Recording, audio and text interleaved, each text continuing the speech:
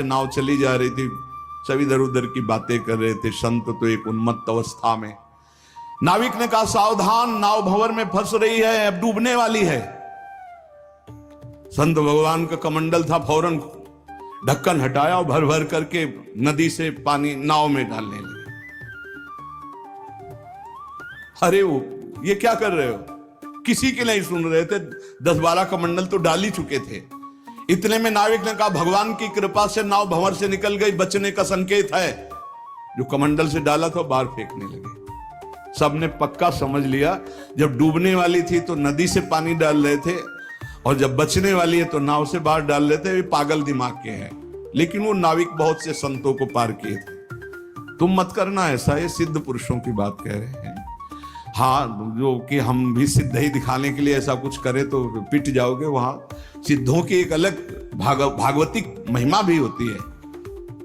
किया नाविक ने कहा महाराज जी, इतना तो आप कृपा करके बता ही दीजिए, क्योंकि मैं प्रायः संतों को यहां से पार करता रहता हूं, तो संत कृपा हम पर है। आपके देखने से लगता है कि आप भजन में उन्मत्त रहते हैं। फिर आपकी चेष्टा मेरी समझ में नहीं आई। जब मैंने कहा नाव डूबने वाली तो आपने नदी से पानी इधर, और जब मैंने कहा बचने वाली तो नाव से नदी में डालने लगे। इसका मतलब क्या था? तो उनका जब हमें यह पता चला आपके मुख से कि भगवान डुबोना चाहते, तो हमने कहा भगवान की इच्छा में 10 कमंडल हमारे, तो हम डालने लगे। जब कहा बचाना चाहते तो हमने सोचा भगवान जब बचाना चाहते हैं तो हम भी सहयोग करें। तो जो डाला था वो बाहर कर दिया। जोई जोई प्यारो करे सोई मोई भावे भावे मोई, जोई सोई सोई करें प्यारे। जो इस सिद्धावस्था को प्राप्त है वो भगवान की रुचि में रुचि मिला के चलते हैं। ऐसा आप मत करना, वो सिद्धों की अलग लीला होती है। एक राजा बहुत बलवान था, उसने अपने शत्रु पक्ष के राजा का नाश कर दिया। उसका अकेला लड़का था और उसकी मां। अब हर समय शत्रु पक्ष का राजा इस चाल में रहता था कि उस बालक को मार दें तो निष्कंटक अधिकार। और उसकी मां बड़ी भागवत थी, रात दिन भजन करती, भगवान से प्रार्थना करती कि भगवान मेरे बालक की रक्षा करना। और भगवान के जो सिद्ध संत होते हैं भगवत स्वरूप होते हैं। उन्होंने विचार किया, संत के हृदय में एकदम भजन में बैठे थे उसी राज्य में, तो विचार एकदम आया कि अच्छा भगवान का आदेश है तो लीला करनी पड़ेगी। और लीला का उस समय इंतजार करने लगे। तो जो राजा बलवान था, जिसने शत्रु पक्ष के राजा को मारकर उसके लड़के को मारने को ठाना था, उसकी राजकुमारी थी, उसके स्वयंवर की रचना की जब बात आई, कमंडल उठाया, लंगोटी कस के बांधी कमर में, पहुंच गए दरबार में। और वो परिचित थे तपस्या और उनके भजन से। जे भी देखा तो साष्टांग दंडवत राजा हुए। देखो बाहरी आचरण से कैसे भी नहीं जाना जा सकता महात्मा के स्वरूप को, उनकी लीला को। राजा को मालूम था कि ये बड़े प्रसिद्ध और तपस्वी महात्मा हैं। राजा ने तत्काल अपनी कन्या को बुलाया, प्रणाम करो आप, महाराज आए हैं। राजकन्या बुलाई गई, महात्मा के चरणों में प्रणाम हुआ। महात्मा ने ऐसे देखा नक्सिक तक और कहा इस लड़की का तो विवाह हम करेंगे, किसी राजकुमार से न कर देना। राजा तो एकदम होश उड़ गए। पर बहुत वो प्रवीण भी थे, राजा बुद्धिमान थे। तो उनका महाराज ब्याह तो आपसे ही कर देंगे, आप जैसा सुयोग्य वर कहां मिलेगा। 80 वर्ष की अवस्था, शरीर में झुर्रियां पड़ रही हैं, दूल्हा की पोशाक मात्र में लंगोटी, धन संपत्ति मात्र में लौकी का कमंडल, आप जैसा दूल्हा कहां मिलेगा। कुछ शर्त है, उनका आप पालन कर दो। गए अपने तिजोरी से इतने बड़े बड़े मोती 2 लाए। बोले ये हमारे पूर्वजों के द्वारा एकत्रित किए हुए 2 मोती हैं, 108 मोती ले आओ। पहली शर्त, राजकुमारी का ब्याह आपके साथ। देख रहे थे, हालत देख रहे थे। महात्मा ने कहा हाँ हाँ 108 क्या होते, ले आएंगे। बोले मोती देख लो। बोले लाओ, जब साथ रहेंगे तो उसी नाप के ले आएंगे। राजा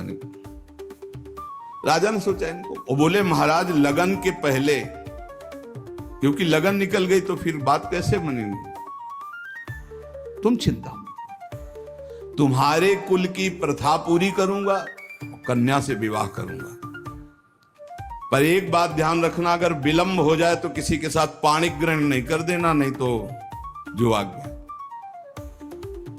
दूसरे से ब्याह की सोचना भी मत। अब राजा ने कहा जैसी आज्ञा। उन्होंने सोचा महात्मा मोती लेके जाएंगे, 2-4-6 दिन घूमेंगे, निराश होके वापस आ जाएंगे। उनको क्या पता था कि जो भगवान के दास होते बड़े जिद्दी स्वभाव के होते हैं। अब वो ऊंचे दर्जे के सिद्ध महात्मा हाथ में मोती लिए हुए पहुंचे, विचार किया कि यार मोती किससे मांगूं, किससे खोजूं, कहां जाऊं। तो उनका समुद्र को रत्न गर्भा कहा गया है, क्योंकि समस्त रत्न है, रत्नाकर, सब रत्न उसमें विराजमान। समुद्र ही से सीधे मांग लेते हैं चल के। गए, ध्यान आया कि 3 दिन तक भगवान राम जो है उपवास करके बैठे रहे, नहीं आया तो हम तो 30 दिन बैठे रहेंगे तो नहीं आएगा, क्या करें। तो लौकी का कमंडल था, कमंडल उठाया, उलीचने लगे। 1 दिन 2 दिन 3 दिन लगातार, और खूब नाम जप भगवान का, हर कमंडल में नाम जप करके, मंत्र जप करके जल उलीचने लगे। नाम का प्रभाव समुद्र के हृदय में जलन पैदा हो गई। समुद्र एक साधारण पुरुष के रूप में पीछे से आवाज की, बाबा ये क्या कर रहे हो। समुद्र को खाली कर रहे हैं, और क्या कर रहे हैं। बोले तुम्हारे लौकी के कमंडल से समुद्र खाली हो जाएगा। बोले मजाक करो मत करो, एक महात्मा ने चुल्लू में पी गए थे, अगस्त जी चुल्लू में पी गए थे, ज्यादा हमको चैलेंज मत करो। समुद्र डरा, बोले उलीच काहे के ले रहे हो, तुम हमें बता सकते हो। बोले सुना है रत्नाकर है, बड़े बड़े रत्न है समुद्र में, हमें 108 मोती चाहिए। बोले अगर मोती मिल जाए तो समुद्र उलीचना बंद करो, काहे को मेहनत करेंगे हम। बोले वो तो हम दे रहे हैं तुम्हें, दिखाओ मोती। मोती निकाले हुए से ढेर सारे मोती, एक लहर आई, नाप नाप के 110, क्योंकि 2 वो और 108 झोली में डाले। समुद्र ने कहा और भर लो। बोले मकिंचन महात्मा है, हमें नहीं चाहिए, ये दुल्हन लेने के लिए शर्त है, इसलिए हमने इनको लिया है और जा रहे हैं। महात्मा जी बड़े गर्व से गए, भगवान की जय जयकार की। राजा देखते ही समझ गया मोती मिल गए, क्योंकि बहुत मुस्कुराहट है। गणित लगाई, लड़की को कैसे बचाऊं। बोले हाँ महाराज। बोले ये ले 110, 2 ही तुम्हारा, 108 ही। बोले महाराज जी आपसे कहा था कि कुछ शर्तें हैं, एक तो पूरी हो गई, दूसरी एक कि हमारे शत्रु पक्ष के राजा का वध तो मैंने कर दिया, उसका एक लड़का है, उसकी खोपड़ी तुम हमें ले आओ। महात्मा जी ने विचार किया कि सारा खेल भगवान के इशारे से तो उसी की रक्षा के लिए हो रहा है। भगवान ज्ञान समुद्र हैं। बोले अवश्य उसकी खोपड़ी लाके देता हूं अभी। उसका जो कुमार है उसको हर समय मंदिर में बैठाल करके खूब कीर्तन भजन करवाती उसकी मां, क्योंकि उसको पता था भगवान ही समस्त मंगलों का विधान करने वाले हैं। अब महात्मा जी उसके राज्य में गए, जे ही राजमाता ने देखा दरबार में संत आए, प्रणाम किया, महल में ले गई, बढ़िया उनको भोग पवाया और कहा प्रभु आज्ञा कीजिए। कैसे आगमन हुआ, स्वाभाविक दर्शन या कोई आदेश पालन? आदेश पालन नहीं, तुम्हारे लड़के की खोपड़ी ले जानी, तुम्हारे जो दुश्मन राजा है उसने मंगाया है। सहम गई। तो उनका महाराज मैं तो मां हूं, मैं तो काट नहीं सकती, आप साधु हो, आप काट के ले जाओ। ये लड़का मैंने आपको दिया। कहा जब दिया तो काट के ले जाने की क्या जरूरत है, पूरा ले जाएंगे हम, काट के ले जाने की जरूरत क्या है। बोले महाराज पूरा राज्यभार आगामी राजा यही है, और आज तक मैंने भगवान की आराधना की अपने पुत्र की रक्षा के लिए। संत और भगवान में मैं कभी भेद नहीं देखती, इसलिए आपकी वस्तु आपको समर्पित है, चाहे वहां मार देना, मरवा डालना या जैसी आपकी रुचि हो। इतनी बड़ी संत पर श्रद्धा। वो मुस्कुरा कर बोले, जब हमें दे दिया तो तुम हमें उपदेश मत दो, मुझे क्या करना है पता है। महात्मा जी गए, बोले राजा तुम सर मांग रहे थे, हम पूरा लड़का ले आए, पर ध्यान रहे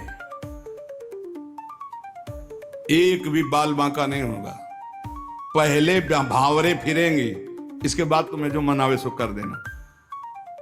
राजा ने बहुत खुश हुए, बोले बंदी नहीं, बिल्कुल ऐसे ही राजकुमार की तरह बैठा लो, हमारा ब्याह हो जाएगा, हम दुल्हन लेके चले जाएंगे, फिर तुम्हारा जैसा मनावे वैसा करो। राजा राजी हो गया, सिंहासन पड़ा, राजकुमार की तरह बैठा, दुल्हन सजा, अब तो सब शर्त पूरी हो गई थी। वर पक्ष की जहां बैठक, वहां बैठे महात्मा जी, वही जनाती वही बराती, उनके कौन कोई तो था ही नहीं। महात्मा जी विवाह मंडप के नीचे बैठे हैं, आचार्य आए, पूरा दूल्हा भेष सजाया गया महात्मा जी का, लंगोटी में, केवल लंगोटी कमंडल, संत की लीला। कन्या आई, महात्मा ने कहा रुको, एक बार देखा तुम्हारे योग्य नहीं। तो महाराज आप ही बोले थे, मतलब अब बेइज्जती तो मत करो, बिल्कुल भावरे पड़ने वाली।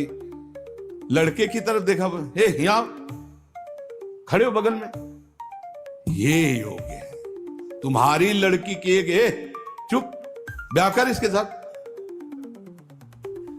तुरंत अपने तपोबल से उस लड़के का ब्याह करा, बोले सौभाग्य हो गया, जाओ। मां ने आराधना किस बात की थी कि दुश्मन राजा कहीं हमारे पुत्र को ना मार दे, और ये आदेश भगवान ने संत को दिया, तो इतनी बड़ी लीला संत ने रची। और उस राजा से कहा, होश में तुम्हारी बेटी का सुहाग है, पूरी सुरक्षा उस राज्य की भी तुम्हें करनी, और अगर हमें सुनाई दिया किसी भी तरह का विरोध, महाराज कभी कभी भगवान की आज्ञा से संतजन कुछ ऐसी लीलाएं करते हैं, जिन लीलाओं को बाहरी आचरणों से आप जान ही नहीं सकते कि मामला क्या है। तो कह रहे हैं कि बाहरी जो लीला है वो तो कोई नाटक का पात्र भी कर सकता है, लेकिन संतों की लीलाओं को बिना भगवत प्राप्त कोई जान नहीं सकता है। हमारे ग्वारिया बाबा वृंदावन के सेवा कुंज गली से मस्ती से में चले आ रहे हैं, यार की मस्ती में, सामने से कुछ बंगाल से एक परिवार आए हुए थे दर्शन करने, उनके साथ लड़की को देखा, 70 वर्ष के होंगे बाबा, ग्वारिया बाबा, बिरज गए, बोले नहीं हम इससे ब्याह करेंगे। अरे बंगाली बोले कैसे करोगे तुम ब्याह, बेटी हमारी, हम ऐसे, बोले नहीं। अब तो आवाज हुई तो सब ब्रजवासी इकट्ठा हो, ब्रजवासी हंसने लगे, क्योंकि जानते थे बाबा सिद्ध है और बालवत उनका व्यवहार। बोले लेंगे, दुल्हन लेंगे, इसी के साथ विवाह करेंगे। बंगाली ने कहा तुम चीता में भरो, चाहे भरो, हम अपनी बेटी का ब्याह तुमसे, तो बोले नहीं करेंगे। झगड़ा शुरू, ब्रजवासी बंगाली से बोले भैया तुम नहीं जानते, ये सिद्ध महापुरुष है, एक बार हाँ कर दे, नहीं ये जल जाएगा बाबा। बोले अगर कुछ भी हो तो हम लोग हैं, तुम चिंता मत करो, एक बार हाँ कर दो। उनको समझाया, अलग ले जाए। बोले बाबा ब्याह के लिए तैयार है। बोले तैयारी की जाए। वो तो घबरा रहा है। ब्रजवासियों का बाबा पूरी तैयारी है, बस तुम अपनी तैयारी कर लो दूल्हा बनने। यार नहीं इच्छा तुम्हारी? नहीं। बोले हमारे यार की इच्छा नहीं। चल, संतों की बाहरी लीलाएं ऐसी, जो सिद्ध पुरुष होते हैं उनको लोक व्यवहार की, क्योंकि वो अब सबको भगवत स्वरूप देकर एक आनंद लीला उनकी चलती रहती है। तो कह रहे कि नाटक करना, गंभीरता का, ये सब, ये तो नाटक पात्रों में हो सकता है, लेकिन भगवान के संतों की अभिनय की बुद्धि नहीं होती, वो स्वाभाविक भगवत प्रेरित लीलाएं उनकी होती रहती। बोले मिताहार, आधा किलो देसी घी, किलो 1.5 किलो रबड़ी, आधा किलो 1 किलो दाल, सब्जी, ऐसी रोटी बीता से ना पी जाए। जब कोई देखे, है चल उधर देख, और प्रसाद पाए। संतों की तो लीलाएं जान नहीं सकते। 10 ग्राम संख्या एक बीजा में मर जाए। जो भगवत प्राप्त महापुरुष हैं उनकी अलग अलग लीलाएं होती हैं। इसलिए कह रहे जो सिद्ध पुरुष है उनको बाहरी आचरण, अगर वास्तविकता आपको देखनी साधुता की तो मुमुक्षता में देखिए, या जो साधक तन्मयता पूर्वक भजन में लगे उनको देखिए। सिद्ध पुरुषों से आप पहचान नहीं सकते कि किस कोटि के महापुरुष हैं। संत आंतरिक क्षमता से युक्त होते हैं। क्या भक्ति से ऐसी ऊंचाई प्राप्त होती है? ज्ञान से और भक्ति से, दोनों से ऊंचाई प्राप्त होती है। या कोई ज्ञान मार्ग का उत्तम पथिक या भक्ति मार्ग का उत्तम पथिक। अज्ञानी पुरुष तो प्राप्त समझ ही नहीं सकता संत महापुरुषों की चेष्टाओं को। तो क्या अपने को सबसे श्रेष्ठ समझते हैं संत? नहीं नहीं नहीं, सबको अपने से श्रेष्ठ समझते हैं भक्ति के संत, और सबको आत्मस्वरूप समझते हैं ज्ञानी संत। अपने से सबसे श्रेष्ठ समझते हैं भक्त सिद्ध संत। सो अनन्य गति जाके असमति न टरे हनुमंत, मैं सेवक सचराचर रूप स्वामी भगवंत। मैं सेवक हूं, चराचर जगत मेरे भगवान का स्वरूप है, ये सिद्ध भक्त का। और जो ज्ञानी होता है वो सर्वम खलमिदम ब्रह्म, वो ब्रह्म स्वरूप अपने आत्मस्वरूप का अनुभव करके नानात्व का विस्मरण कर देता है। भक्त समस्त विश्व के लिए भजन करता है। देखो, साधक अपने लिए भजन करता है, सिद्ध किसके लिए भजन करता? विश्व के लिए। सिद्ध पुरुष का तन, मन और भजन, ये प्रत्येक चेष्टाएं जगत मंगल के लिए होती है, उनका अपने लिए कुछ नहीं होता। जैसे साधक परेशान रहता, मेरा कल्याण हो जाए, उसके लिए भजन साधन कर। सिद्ध पुरुष का नहीं, उसकी सारी भजन साधन की चेष्टाएं, सब जितना दिनचर्या है वो जगत मंगल के लिए होता है। सब पूरे संसार को देते रहते हैं, तुम्हारा मंगल हो, तुम्हारा क्या है, वो जगत मंगल के लिए होता है। सब पूरे संसार को देते रहते हैं, तुम्हारा मंगल हो, तुम्हारा कल्याण हो। उनके पास कोई चीज नहीं रहती, कोई चीज नहीं, सब पर भगवान का अधिकार, सब भगवत स्वरूप जगत, इसलिए अपना कुछ नहीं। बड़ा ऊंचा भाव होता है भक्त का, जो सिद्ध महापुरुष होता है।